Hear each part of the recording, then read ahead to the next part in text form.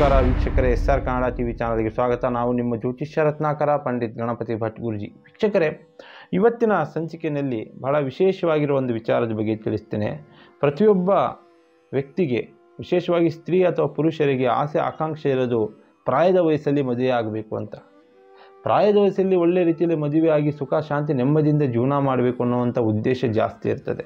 ಅದರಲ್ಲಿಯೂ ಬಾಳ ಸಂಗಾತಿ ಒಳ್ಳೆಯ ರೀತಿಯಲ್ಲಿ ಸಿಗಬೇಕು ಅಥವಾ ಒಳ್ಳೆಯ ಗಂಡ ಸಿಗಬೇಕು, ಪತಿ ಪತ್ನಿಯಲ್ಲಿ ತೊಂದರೆ ಇರಬಾರ್ದು, ಕುಟುಂಬ ಸಹಭಾಗಿತ್ವವಾಗಿ ಇರಬೇಕು, ಅಂಥ ಮನೆಗೆ ನಾನು ಸೊಸೆಯಾಗಿ ಹೋಗಬೇಕು, ಇಂಥ ಕನಸಿನ ಗೋಪುರ ಇಟ್ಕೊಂಡಂಥ ಗಂಡ ನನಗೆ ಸಿಗಬೇಕು ಅಂತ ಹೆಣ್ಣುಮಕ್ಕಳು ಭಾಳ ಆಸೆ ಆಕಾಂಕ್ಷೆಗಳನ್ನ ಇಟ್ಕೊಂಡಿರ್ತಾರೆ.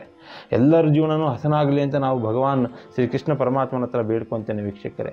ಆದರೆ ನಾನು ಹೇಳುವಂಥ ಇವತ್ತಿನ ವಿಶೇಷತೆ ಏನೆಂದರೆ, ವರ್ಷಾನುಗಟ್ಟಲೆಯಿಂದ ಮದುವೆ ಮುಂಜಿ ಕೆಲಸ ಕಾರ್ಯಗಳಲ್ಲಿ, ವಿಶೇಷವಾಗಿ ಮದುವೆಯಲ್ಲಿ ವಿಳಂಬವಾಗ್ತಾ ಇದ್ದರೆ, ಯಾಕಂದರೆ ಬಹಳ ಜನಕ್ಕೆ 40 ಆಗಲಿ 35 ಆಗಲಿ ಅಥವಾ 50 ಹತ್ರ ಆದರೂ ಕೂಡ ಮದುವೆ ಯೋಗಗಳು ಕೂಡಿರೋದಿಲ್ಲ.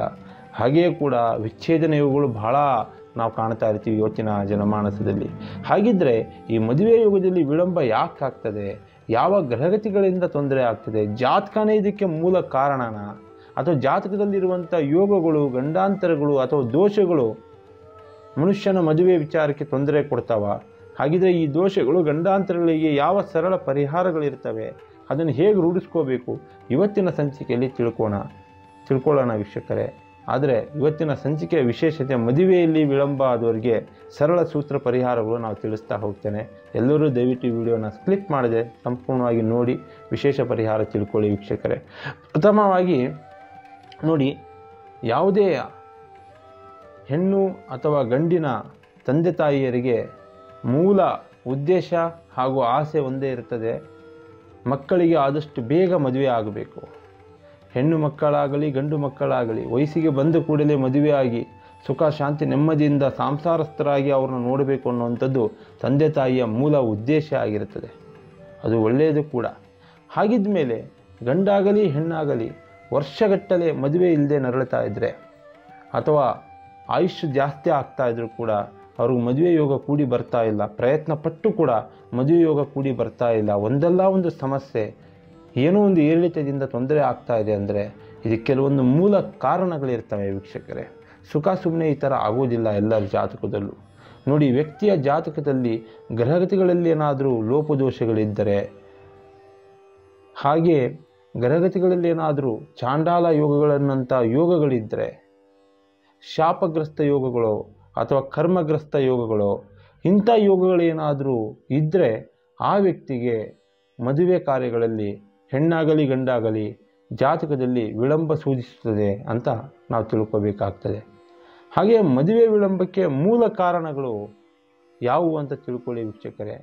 ನೋಡಿ, ಮೊದಲನೇದಾಗಿ ಗ್ರಹಗತಿಗಳ ಏರಿಳಿತಗಳು, ಗ್ರಹಗತಿಗಳ ನೀಚ ಸ್ಥಾನದಲ್ಲಿರುವಂತಹ ಭಾಗ್ಯಗಳು. ಆ ಗ್ರಹಗಳು ಯಾವುವು, ಎಷ್ಟನೇ ಸ್ಥಾನದಲ್ಲಿದ್ದರೆ ನಾವು ತಿಳ್ಕೊಳ್ಳೋಣ. ಪ್ರಥಮವಾಗಿ ನಾವು ಮದುವೆ ಯೋಗ ಸೂಚಿಸುವಂಥ ಸ್ಥಾನ ಅಂದರೆ 7ನೇ ಮನೆಯನ್ನು ನಾವು ಮದುವೆ ಯೋಗನ ನಾವು ನೋಡಬೇಕಾಗುತ್ತದೆ. ಪ್ರತಿಯೊಬ್ಬ ವ್ಯಕ್ತಿಯ ಜಾತಕದಲ್ಲಿ ಲಗ್ನದಿಂದ ಸಪ್ತಮಾಧಿಪತಿಯನ್ನು ನಾವು 7ನೇ ಸ್ಥಾನವನ್ನು ಮದುವೆ ಯೋಗ ಅಂತ ತಿಳ್ಕೊತೀವಿ. ಜಾತಕದಲ್ಲಿ ಏನಾದರೂ 7ನೇ ಮನೆಯಲ್ಲಿ ಎಲ್ಲ ಗ್ರಹಗಳ ಉಪಸ್ಥಿತಿ ಚೆನ್ನಾಗಿದ್ದು, ವಕ್ರ ಗ್ರಹಗಳು ಅಥವಾ ಪಾಪಗ್ರಹಗಳ ಉಪಸ್ಥಿತಿ ಇಲ್ಲದೆ ಅವರು ಸದೃಢವಾಗಿದ್ದರೆ, ಆ ಸ್ಥಾನಮಾನ 7ನೇ ಮನೆ ಸ್ಥಾನಮಾನ ಸದೃಢವಾಗಿದ್ದರೆ ಆ ವ್ಯಕ್ತಿಗೆ ಶುಭ ಕಾರ್ಯದಲ್ಲಿ ವಿಳಂಬ ಬರುವುದಿಲ್ಲ ಅಂತ ಅರ್ಥ. ಯಾಕಂದರೆ 7ನೇ ಮನೆಯೇ ಸಹಜೀವನದ ಭಾಗ್ಯ ಲಭಿಸುವಂಥದ್ದು ವ್ಯಕ್ತಿಗಳಿಗೆ. 7ನೇ ಮನೆಯಲ್ಲಿ ಗ್ರಹಗಳ ಸ್ಥಾನಪಲ್ಲಟ ಆದರೆ, ಅಂದರೆ ಈ ಕೆಟ್ಟ ಕೆಲವೊಂದು ಪಾಪಗ್ರಹಗಳ ಸ್ಥಾನ ಏನಾದರೂ ಆ ಮನೆಯಲ್ಲಿ ಬಂದರೆ ಅವಾಗೇನಾಗ್ತದೆ, ಅವರಿಗೆ ಮದುವೆ ವಿಚಾರಗಳಲ್ಲಿ ವಿಳಂಬ ಆಗ್ತದೆ. ಮದುವೆ ಹಾಗೆ ಕುಟುಂಬದಲ್ಲಿ ಸಂಸಾರದಲ್ಲಿ ಸಣ್ಣ ಪುಟ್ಟ ಗೊಂದಲಗಳನ್ನು ಕೂಡ ನಾವು ಕಾಣಬಹುದಾಗ್ತದೆ.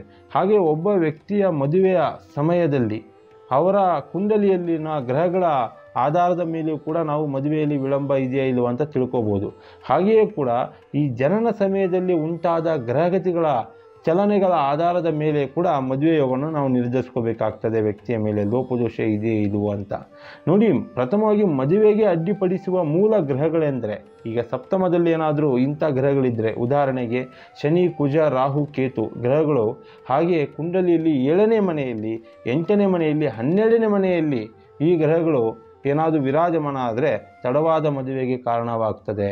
ಏಕೆಂದರೆ ವ್ಯಕ್ತಿಯ ಜಾತಕದಲ್ಲಿ 7ನೇ ಮನೆಯಲ್ಲಿ ರಾಹು ಬಂದರೆ, ಹಾಗೆ ಕುಜ ಬಂದರೆ, ರವಿ ಬಂದರೂ ಕೂಡ ಮದುವೆಗಳಲ್ಲಿ ಅವರಿಗೆ ತೊಂದರೆ ಆಗ್ತದೆ. ಸ್ಥಿತವಾಗಿದ್ದರೆ ರವಿಗ್ರಹ ಏನಾದರೂ ಸ್ಥಿತವಾದರೂ ಕೂಡ ವಿಳಂಬ ಆಗ್ತದೆ ಸಪ್ತಮದಲ್ಲಿ. ಹಾಗೆ ಶನಿಗ್ರಹದ ವಿಶೇಷತೆ ತಿಳ್ಕೊಳ್ಳೋಣ. ನೋಡಿ, ಶನಿಗ್ರಹವು 7ನೇ ಮನೆಯಲ್ಲಿ ಬಂದರೆ, 1ನೇ ಮನೆಯಲ್ಲಿ ಬಂದರೆ, 5ನೇ ಮನೆಯಲ್ಲಿ ಬಂದರೆ ಲಗ್ನದಿಂದ ವಿಶೇಷವಾಗಿ 10ನೇ ಮನೆಯಲ್ಲಿದ್ದರೂ ಕೂಡ ಮದುವೆಗೆ ವಿಳಂಬ ಆಗ್ತದೆ. ಏನಾಗ್ತದೆ, ಮದುವೆ ವಿಚಾರದಲ್ಲಿ ಸಮಸ್ಯೆ ಬರ್ತದೆ ಅಥವಾ ವಿಚ್ಛೇದನದ ಯೋಗಗಳು ಕೂಡ ಕೂಡಿ ಬರುವಂಥ ಲಕ್ಷಣಗಳಿರ್ತದೆ ಮನಸ್ತಾಪದಿಂದ.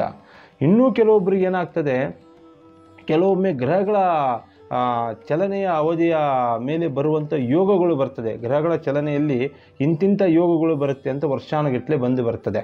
ಆ ಚಲನೆಯ ಅವಧಿಯಲ್ಲಿ ಬರುವಂತಹ ದೋಷಪೂರಿತ ಯೋಗಗಳು ದೋಷ ಬರುವಂಥ ಯೋಗಗಳು ಅಂದರೆ ಗ್ರಹಣ ಯೋಗ, ಚಾಂಡಾಲ ಯೋಗ, ಅಂಗಾರಕ ಯೋಗಗಳು ಬಂದರೂ ಕೂಡ ಜಾತಕದಲ್ಲಿ ಮದುವೆ ಯೋಗದಲ್ಲಿ ಅವರಿಗೆ ವಿಳಂಬ ಆಗ್ತದೆ. ಅದು ಹೆಣ್ಣಾಗಿರಲಿ ಗಂಡಾಗಿರಲಿ.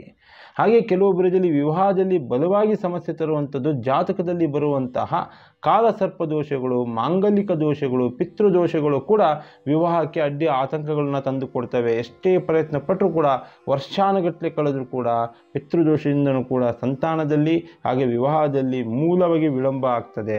ಅದಕ್ಕೋಸ್ಕರ ತಜ್ಞರಲ್ಲಿ ಜಾತಕದ ಪರಿಶೀಲನೆ ಮಾಡಿಸ್ಕೊಳ್ಳಿ. ವಿಶೇಷವಾಗಿ ಸಪ್ತಮದಲ್ಲಿ, ಅಷ್ಟಮದಲ್ಲಿ, ಹಾಗೆ 12ನೇ ಸ್ಥಾನದಲ್ಲಿ, 1ನೇ ಸ್ಥಾನದಲ್ಲಿ, ಹಾಗೆ ದಶಮ ಸ್ಥಾನದಲ್ಲಿ ಏನಾದರೂ ಈ ಒಂದು ಶನಿ, ರಾಹು, ಕೇತು ಹಾಗೂ ರವಿ ಇಂಥ ದೃಷ್ಟಿಗಳೇನಾದರೂ ಅಥವಾ ಇಂಥ ಗ್ರಹಗಳೇನಾದರೂ ಸ್ಥಿತವಾಗಿದ್ದರೆ ಅವರಿಗೆ ವಿವಾಹದಲ್ಲಿ ವಿಳಂಬ ಆಗ್ತದೆ. ಜಾತಕದಲ್ಲಿ ಇಂತಹ ಚಾಂಡಾಲ ಯೋಗಗಳು ಹಾಗೆ ಈ ಒಂದು ಅಂಗಾರಕ ಯೋಗಗಳು ಬಂದರೂ ಕೂಡ, ಕಾಳಸರ್ಪದಂಥ ದೋಷಗಳು ಕೂಡ ಬಂದರೂ ಕೂಡ ಜಾತಕದಲ್ಲಿ ಅವರಿಗೆ ಮದುವೆ ಯೋಗ ಬಹಳ ದೂರ ಇರ್ತದೆ, ವಿಳಂಬ ಇದೆ ಅಂತ ಅರ್ಥ ಮಾಡ್ಕೋಬೇಕಾಗ್ತದೆ ವೀಕ್ಷಕರೇ. ಹಾಗಿದ್ರೆ ವಿವಾಹ ಸಮಸ್ಯೆಗೆ ಸರಳ ಪರಿಹಾರಗಳು. ಈಗ ಇಷ್ಟೆಲ್ಲ ಕುಜವಾಗಿ ಹಾಗೆ ಅಂಗಾರಕವಾಗಿ ಏನೋ ಸಮಸ್ಯೆ ಬಂತು ಅಂತ ಹೆದರ್ಕೊಳ್ಳುವಂಥದ್ದೇನಿಲ್ಲ. ಸರಳ ಸೂತ್ರಗಳು ಕೆಲವೊಂದು ವಿಚಾರಗಳಲ್ಲಿ ಇದ್ದೇ ಇರ್ತವೆ. ಪರಿಹಾರ ಮಾರ್ಗವಾಗಿ ತಗೊಂಡು ಅದನ್ನು ಅಲ್ಲಿಂದಲ್ಲೇ ನೀವು ಬಗೆಹರಿಸ್ಕೋಬೇಕಾಗ್ತದೆ ವೀಕ್ಷಕರೇ. ನೋಡಿ, ಯಾರ್ದಾದ್ರೂ ಜಾತಕದಲ್ಲಿ ವಿವಾಹ ಸಮಸ್ಯೆಗೆ ಒಂದು ಪರಿಹಾರ ಕೊಡ್ತೇನೆ. ಜಾತಕದಲ್ಲಿ 7ನೇ ಮನೆಯು ದುರ್ಬಲವಾಗಿಲ್ಲದಿದ್ದರೆ, ಅಂದರೆ 7ನೇ ಮನೆ ದುರ್ಬಲ ಇಲ್ಲ ಅಂದರೂ ಕೂಡ ಅವರಿಗೆ ವಿವಾಹ ಸಮಸ್ಯೆಯಲ್ಲಿ ಏನಾದರೂ ತೊಂದರೆ ಇದ್ದರೆ ರತ್ನವನ್ನು ಧರಿಸಿ ಅಂತ ಹೇಳ್ಬೋದು ವೀಕ್ಷಕರೇ. ಗಂಡು ಮಕ್ಕಳಾಗಿದ್ದರೆ ಶುಕ್ರನ ಕಲ್ಲನ್ನು ಧರಿಸಿ, ಹೆಣ್ಣು ಮಕ್ಕಳಾಗಿದ್ದರೆ ಗುರುಗ್ರಹದ ಹರಳನ್ನು ಧರಿಸಿದರೆ ಜಾತಕದಲ್ಲಿ ಇರುವಂಥ ವಿವಾಹ ಸಮಸ್ಯೆ ಪರಿಹಾರ ಆಗ್ತದೆ. ಹಾಗೆ ಹೆಣ್ಣಾಗಲಿ ಗಂಡಾಗಲಿ ಈ ಗ್ರಹಗತಿಗಳ ಏನಿದೆ ಪಾಪಗ್ರಹಗಳ ಸಪ್ತಮಾಧಿಪತಿಯಲ್ಲಿ ಇರ್ತಾರಲ್ಲ, ಸ್ಥಾನಮಾನದಿಂದ ಏನಾದರೂ ಮದುವೆಯಲ್ಲಿ ಬಹಳ ವಿಳಂಬ ಆಗ್ತಾ ಇದ್ದರೆ ಹೆಣ್ಣು ಮಕ್ಕಳಿಗೆ ನೋಡಿ, ರುಕ್ಮಿಣಿ ವಲ್ಲಭ ಸ್ತೋತ್ರ ನೀವು ಪಠನೆ ಮಾಡಿ. ಹಾಗೆ ರುಕ್ಮಿಣಿ ವಲ್ಲಭ ಮಂತ್ರ ಬರ್ತದೆ, ಆ ಮಂತ್ರ ಕೂಡ ನೀವು ಪಠನೆ ಮಾಡ್ತಾ ಹೋದರೆ ಜಾತಕದಲ್ಲಿರುವಂಥ ವಿವಾಹ ಯೋಗ ಪರಿಹಾರ ಆಗ್ತದೆ ಸಮಸ್ಯೆ. ನೋಡಿ, ಓಂ ನಮೋ ಭಗವತೆ ರುಕ್ಮಿಣಿ ವಲ್ಲಭಾಯ ಸ್ವಾಹ ಇಂಥ ಒಂದು ಮಂತ್ರಗಳನ್ನ ನೀವು ಪಠನೆ ಮಾಡ್ತಾ ಹೋಗಿ. ಹಾಗೆ ಮಂಗಳವಾರದ ದಿನ ಚಂಡಿಕಾ ಸ್ತೋತ್ರ ಪಠನೆ ಮಾಡಿ. ವಿವಾಹದಲ್ಲಿ ತೊಂದರೆ ಇದ್ದವರು ಪರಿಹಾರ ಸಿಗುತ್ತೆ. ಶನಿವಾರದ ದಿನ ರಾಮಾಯಣದ ಸುಂದರಕಾಂಡವನ್ನು ನೀವು ಓದ್ಕೋಬೇಕಾಗ್ತದೆ ಆಂಜನೇಯ ಸ್ವಾಮಿ ಕೃಪೆಯಲ್ಲಿ. ಆವಾಗಲೂ ಕೂಡ ಶನಿ, ರಾಹು, ಕುಜನ ದೃಷ್ಟಿ ಕಡಿಮೆಯಾಗಿ ಅದರ ಪ್ರಭಾವ ಕಡಿಮೆಯಾಗಿ ಮದುವೆ ಯೋಗದ ಪ್ರತಿಫಲ ನಿಮಗೆ ಚೆನ್ನಾಗಿ ಸಿಗುತ್ತೆ. ಹಾಗೆ ಗುರುವಾರ ಉಪ್ಪಿನ ಆಹಾರ ತಿನ್ನೋದನ್ನು ಕಡಿಮೆ ಮಾಡಿ. ಯಾವುದಕ್ಕೂ ಉಪ್ಪಿನ ಆಹಾರ ತಿನ್ನಲಿಕ್ಕೆ ಹೋಗಬೇಡಿ ಗುರುವಾರದ ದಿನ. ಹೀಗೆ ಮಾಡ್ತಾ ಹೋದರೆ ಜಾತಕದಲ್ಲಿರುವಂಥ ದೋಷಗಳು ಪರಿಹಾರ ಆಗ್ತದೆ. ಮಂತ್ರಗಳಲ್ಲಿ, ಬೀಜಾಕ್ಷರಗಳಲ್ಲಿ ಕೆಲವೊಂದು ಅತ್ಯದ್ಭುತವಾದ ಶಕ್ತಿಗಳಿರ್ತದೆ. ಅಂಥ ಸ್ತೋತ್ರಗಳನ್ನ, ಮಂತ್ರಗಳನ್ನ ಪಠನೆ ಮಾಡಿ. ಗ್ರಹಗತಿಗಳು ತಲೆಭಾಗದ ಮಂತ್ರಗಳಿಗೆ ಮಾತ್ರ ವೀಕ್ಷಕರೇ. ಈ ರೀತಿಯಲ್ಲಿ ಫಾಲೋಅಪ್ ಮಾಡಿ. ಇರುತ್ತೆ, ಪ್ರತಿಯೊಬ್ಬ ಮನುಷ್ಯನಿಗೂ ಜಾತಕದಲ್ಲಿ ಏರಿಳಿತಗಳು ಇಲ್ಲದಿರುವಂಥ ಮನುಷ್ಯ ಇಲ್ಲವೇ ಇಲ್ಲ. ಎಲ್ಲರಿಗೂ ಸಣ್ಣ ಪುಟ್ಟ ಗೊಂದಲಗಳು, ತಾಪತ್ರಯಗಳು ಗ್ರಹಗತಿಗಳಿಂದ ಬಂದೇ ಬರುತ್ತೆ. ಅದನ್ನು ಪರಿಹಾರ ಮಾಡಲಿಕ್ಕೆ ವಿಶೇಷವಾಗಿರುವಂಥ ವಿಧಾನಗಳು ಕೂಡ ಇದ್ದಾವೆ.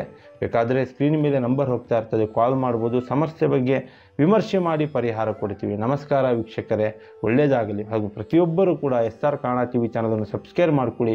ಒಳ್ಳೊಳ್ಳೆಯ ವೀಡಿಯೋಸ್ಗಳನ್ನ ನಾವು ಬಿಡ್ತಾನೆ ಇರ್ತೇವೆ. ವಿಮರ್ಶೆ ಹಾಗೂ ಚರ್ಚೆಗೆ ಸ್ಕ್ರೀನ್ ಮೇಲೆ ನಂಬರ್ ಹೋಗ್ತಾ ಇರ್ತದೆ, ಕಾಲ್ ಮಾಡ್ಬೋದು, ಭೇಟಿ ಮಾಡ್ಬೋದು. ನಮಸ್ಕಾರ ವೀಕ್ಷಕರೇ, ಸರ್ವೇ ಜನೋ ಸುಖಿನೋ ಭವಂತು.